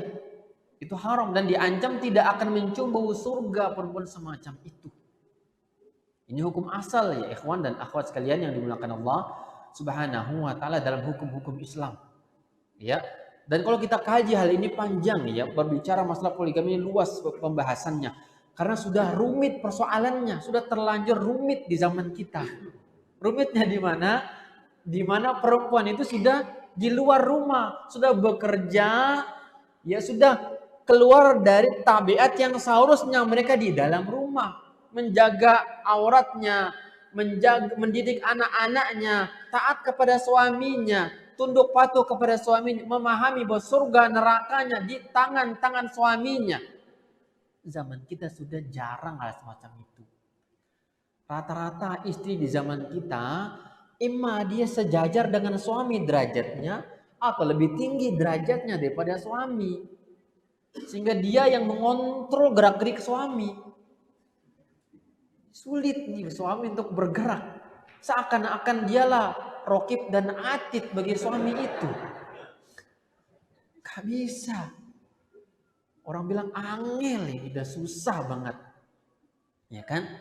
Jadi melangkah susah. Apalagi berpoligami gitu ya. Handphonenya dicek. Ya. Ada nomor baru. Ini nomor siapa ini? Nomor siapa ini? Ya kan? Ya. Sampai muncul lagu-lagu SMS bang dan seterusnya. Handphone terpaksa dibuka dalam toilet karena takut dicek oleh para istrinya. Ya. Nah, jadi maka hukum saya katakan bahwa ini berbicara jalur sepihak ya. Saya berbicara jalur sepihak, istri gak layak melarang suaminya dan tidak boleh berdalil. Awas loh, kau poligami kamu jalan miring loh di hari kiamat, bawa dalil. Nggak bisa. Karena itu urusan suami. Ya. Saya takut kamu nggak adil nanti. Bukan alasan juga. Karena para ulama kita dahulu, kata mereka, karena Allah akan mengkayakan seseorang itu dengan ketaatan kepada Allah. Ada cerita seorang alim, nikah satu, miskin. Nikah dua, masih miskin. Tiga, miskin. Nikah empat, Allah kayakan dia. Kaya dengan poligami. Maka nggak boleh istri beralasan, saya saja kamu nggak nafkahi, nggak cukup. Pulsa saya nggak cukup, internet saya nggak cukup, bedak make up saya nggak cukup, apalagi dua orang kola denim dan kau make up kan nggak cukup. Itu nggak boleh, nggak bisa menjadi alasan untuk melarang suami berpoligami. Karena rezeki Allah yang tanggung kan begitu. Ini jelas ya. Ini tentunya dalil dukungan bagi bapak-bapak semua. Dalil pendukung bagi para ikhwan dan bapak-bapak kan begitu. Nah, jadi nggak bisa, nggak ada alasan istri menolak suami itu. Itu halal. Poligami itu halal. Ya. Dan nggak boleh juga berdalil menolak suami berpoligami karena kasus banyaknya perceraian. Tuh lihat itu rumah tangga aja hancur gara-gara dia poligami. Lihatlah anak-anaknya, dia terbangkalai. Lihatlah dia gara-gara poligami dia jandakan istrinya katanya. Ya. Itu kan sebulan nggak adil gara-gara poligami, itu bukan alasan juga. Karena dia dibolehkan syariat.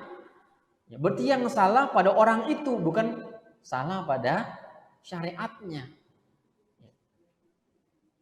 Lalu kata suaminya, belum poligami juga sudah diancam-ancam seperti Syufyan Fulan kata dia.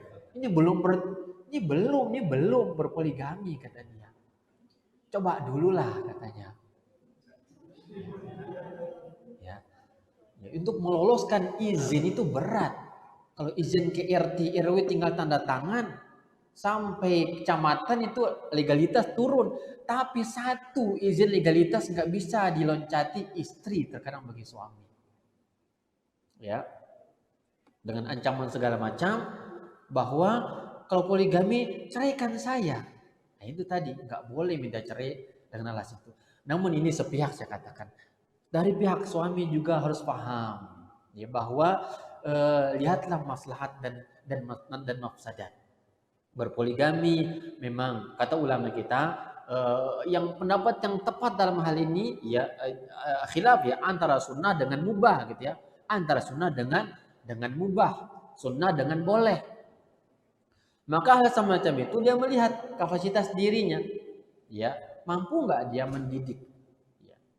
Benar kata istrinya tadi, jangan-jangan kamu akan jalan bengkok di hari kiamat, miring sebelah, kadang-kadang nggak adil. Lihatlah diri kita. Mampu nggak kita? Ya. Mampukah kita di dalam nafkahnya, di dalam maskannya, ya, penginapannya dan seterusnya. Dan catatannya bagi ikhwan yang berpoligami di zaman ini, ya, berpoligamilah dengan adil sebagaimana Rasulullah berpoligami. Ya, banyak di kalangan ikhwan kasus berpoligami, ya, diam-diaman. Ya, istri pertama nggak tahu kalau dia ternyata sudah 3 tahun berpoligami, Pak Ustadz kata dia. Saya baru tahu bahwa dia ternyata berpoligami, diam-diam selama ini dan dia berbohong. Katanya ke kantor, katanya keluar kota, katanya ada urusan kantor, ternyata ke rumah istri mudanya. Kan begitu, bohong selama ini. Yang terbongkar juga oleh istrinya. Dan dia tidak nyaman, saya kira tidak bahagia hidupnya. Iya. Nggak tenang suami semacam itu. Kalau berpoligami, terbuka, jujur kepada istri. Jujurlah kepada istri. Dan kata para ulama kita memang iya. Ya awalnya dia menangis. Dia menangis awalnya, nggak ridha. Tapi lama-lama dia juga tertawa dan bahagia. Dia juga senang. Ya, karena pekerjaan itu sudah ya, kalau dia berpikir sehat kata mereka, maka dia akan membolehkan saya berpoligami, pekerjaan terbagi 2 atau terbagi 3, terbagi 4 kan begitu. Ya. Dan saya katakan bahwa hendaklah terbuka, ya ada bangun komunikasi baik dengan istri untuk berpoligami, ya jangan diam-diaman berpoligami tersebut. ya. Dan didik istri kita untuk taat kepada Allah Azza wa Jalla. Jadikan dia seperti seorang perempuan di zaman salaf mengatakan bahwa kata dia apa? Ya, dia lebih suka suaminya berpoligami dibandingkan tidak berpoligami. Apa alasannya? Karena kalau dia berpoligami, maka waktuku untuk bermunajat kepada Allah lebih banyak. Masya Allah. Ini istri yang sudah nggak ada barangkali di zaman kita. Ya, apa kata dia? Saya lebih suka mencarikan istri-istri baru untuk suamiku. Kenapa? Karena aku lebih banyak waktuku dengan Allah Subhanahu wa taala dibandingkan dengan suami nantinya. Kan? Satu pekan suami berbagi. Ketika jatah kepada istri kedua, ketika ada keempat, manfaat waktu itulah dimanfaatkan untuk ketaatan kepada Allah Azza wa Jalla. Ya. Namun ketika istri melarang poligami, di sini diambil manfaat, faedah kata ulama, berarti cintanya kepada Allah sudah berkurang, lebih cinta kepada syahwat dunia dan kepada suaminya daripada cintanya kepada Allah Subhanahu wa taala. Inilah kadar iman istri-istri kita di zaman ini. Ya. Kalau dia cinta kepada Allah, lebih banyak waktu dengan Allah dan dia ridha suaminya berpoligami. Maka didiklah mereka sampai derajat cinta kepada Allah Subhanahu wa taala. Didiklah mereka sampai derajat cinta kepada Allah Subhanahu wa taala dengan cara tersebut tadi. Ya, namun kalau suami, dan ini cenderungnya pertanyaan ini apa? Suami sudah minta izin, tapi istri tidak membolehkan akan hal tersebut. Ya, maka jika suami itu mampu, maka sebaiknya istri itu membolehkan, memberikan izin kepada suaminya. Ini jawabannya insya Allah objektif ya, bukan karena saya sebagai seorang laki-laki, tapi apa? Melihat dalil-dalil yang ada dalam hal ini. Dan lumrah, berpoligami itu hal lumrah di kalangan kaum muslimin, klasik atau bahkan zaman kita. Biasa, hal biasa. Bahkan kalau kita melihat kakek-kakek kita, jarang yang punya istri satu. Rata-rata 2, 3, 4 istri mereka. Dan biasa di kalangan mereka. Namun ketika terjadinya adanya seruan dakwaan kebebasan perempuan, nah ini mulai merusak tatanan kehidupan beragama dengan adanya hal semacam itu. Namun saya tetap mengatakan bahwa hendaklah diatur, ya hendaklah adil, hendaklah menjalankan sunnah Nabi yang benar di dalam berpoligami tersebut. Jangan menzalimi orang, karena kezaliman itu adalah dosa besar di dalam agama kita. Wallahu taala a'lam bishawab.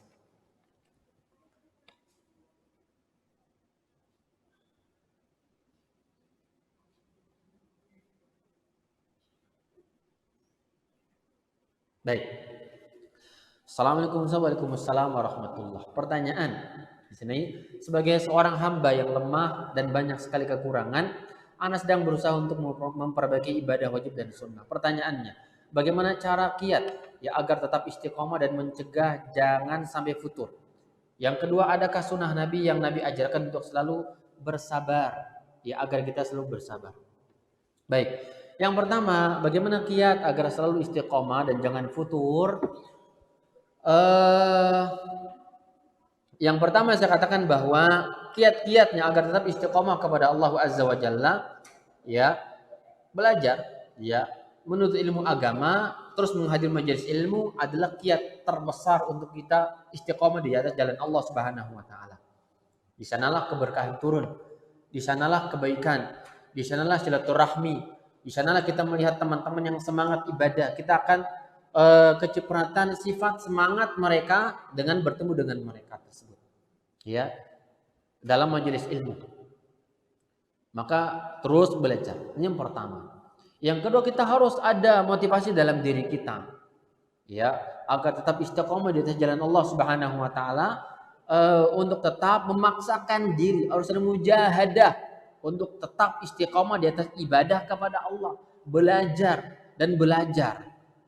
Ya. Yang berikutnya dengan melihat manfaat dari kita istiqomah itu. Karena para ulama mengatakan bahwa afdalul karamat al-istiqomah. Sebaik-baik karomah di zaman kita ini adalah istiqomah. Karomat terbesar adalah istiqomah di jalan Allah Subhanahu wa taala. Ya. Nah, ini jadi paksakan diri untuk tetap istiqomah itu. Yang berikutnya ya, bahwa banyak doa. Yang paling afdal ya, perbanyak zikir doa pagi dan petang itu. Karena ulama mengatakan di antara faedah zikir pagi petang itu membuat orang istiqomah. Ya, kalau dia karena kandungan doa pada zikir pagi petang luar biasa. Luar biasa. Orang diajar istiqomah dengan cara zikir pagi dan petang. Terus berzikir pagi dan petangnya. Ya. Dengan demikian, insya Allah kita akan mendapatkan keistiqomahan di jalan Allah Subhanahu wa Ta'ala. Yang kemudian juga doa, ya, di dalam sujud-sujud kita. Perbanyak doa dalam sujud. Ya. Abu Hurairah, Umar, Abu Bakar minta doa kepada Rasulullah Shallallahu Alaihi Wasallam agar beliau baca di dalam sujudnya. Ternyata di antara doa yang beliau baca di dalam sujud dan sholat sebelum salam, doa agar istiqomah juga. Allahumma inni a'udzubika ya minal kasal. Ya Allah, aku memohon kepadamu dari kemalasan agar terus ibadah. Ya. Dan bacalah zikir-zikir pagi petang itu. Ya. Yang Nabi katakan juga, ya, diantaranya doanya misalkan apa? Asbahna wa asbahal mulku lillah walhamdulillah la ilaha illa anta Allahumma inni ya Rabbi as'aluka khairu ma fi hadzal yawm wa khairu ma ba'dahu wa a'udzubika minal kasal wa su'il kibar.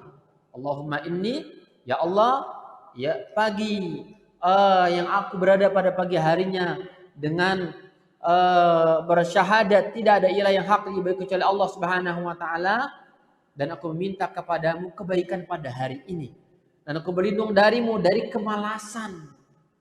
Maka sering-sering baca zikir pagi petang. Baca itu, hafal.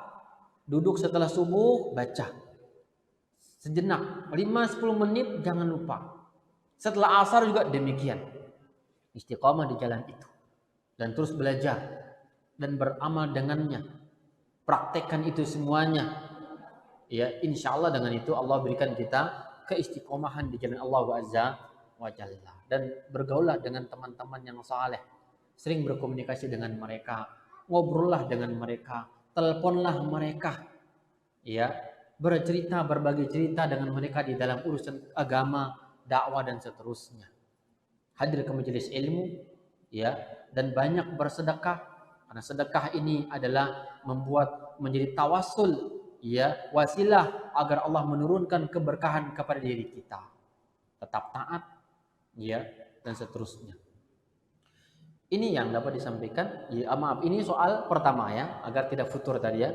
Yang kedua, adakah sunnah Nabi yang Nabi ajarkan untuk selalu bersabar ya? Selalu bersabar. Apa yang Nabi sunnahkan kepada kita ya?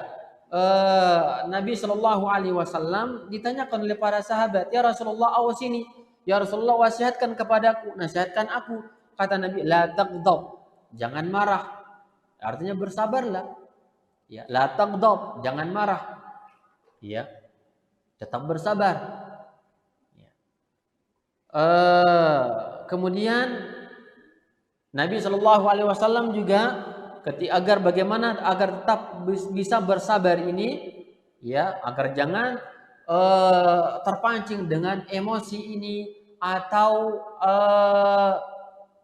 terpancing dengan ketamakan dunia atau emosi dan seterusnya, agar tetap bersabar kepada Allah Azza wa Jalla. Sering-sering apa? Isti'azah.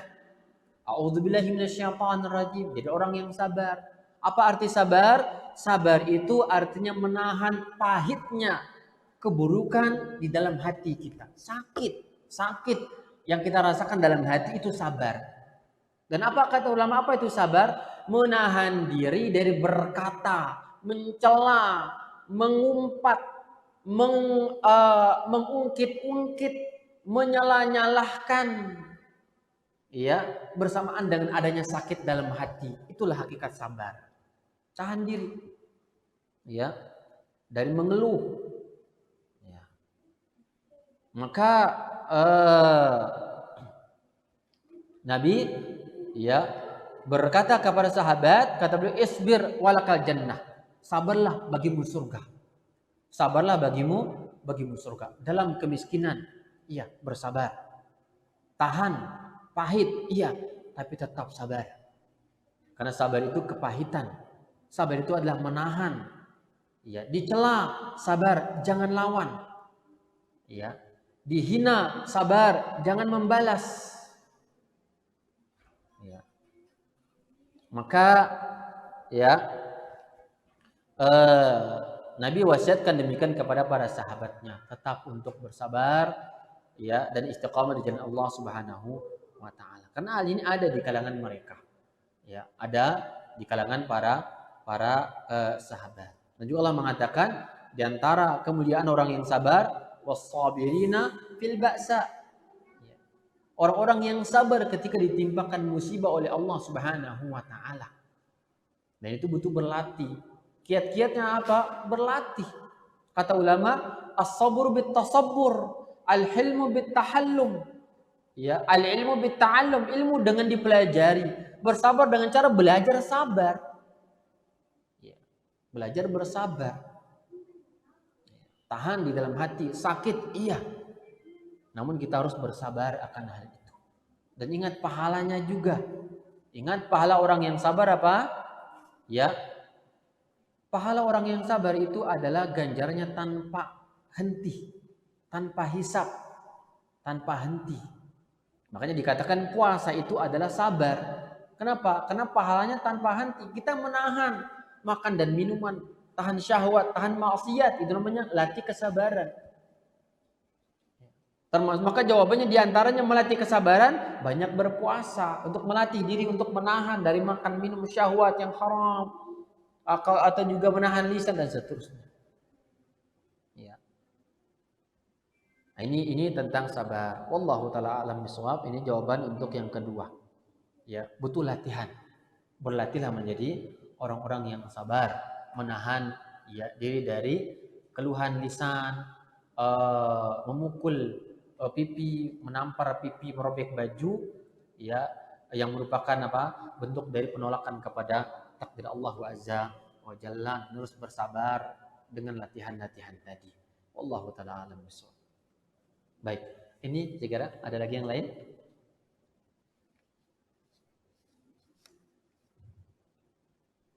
Tidak ada ya? Baik. Ini yang dapat disampaikan ikhwan, semoga bermanfaat kepada semuanya. Wallahu taala a'lam bishawab. Ya, semoga Allah memberikan keberkahan ilmu kepada kita semua. Dan Allah azza wa jalla ampuni akan segala dosa-dosa kita yang sengaja atau yang tidak, yang tersembunyi atau yang terang-terangan, dan Allah tambahkan rahmatnya dan anugerah kepada kita dengan ilmu yang bermanfaat dan amal saleh yang kita bawa kelak sampai kita meninggal dunia, karena kita hanya sebagai seorang hamba yang akan datang menjadi hamba dengan membawa amal ibadah kita masing-masing menuju Allah Azza wa Jalla. Ini yang dapat disampaikan. Saya tutup dengan doa kafaratul majlis. Subhanaka bihamdika asyhadu an la ilaha illa anta astaghfiruka wa atubu ilaika. Wa sallallahu ala nabiyina Muhammadin wa ala alihi wa sahbihi ajmain. Wassalamualaikum warahmatullahi wabarakatuh.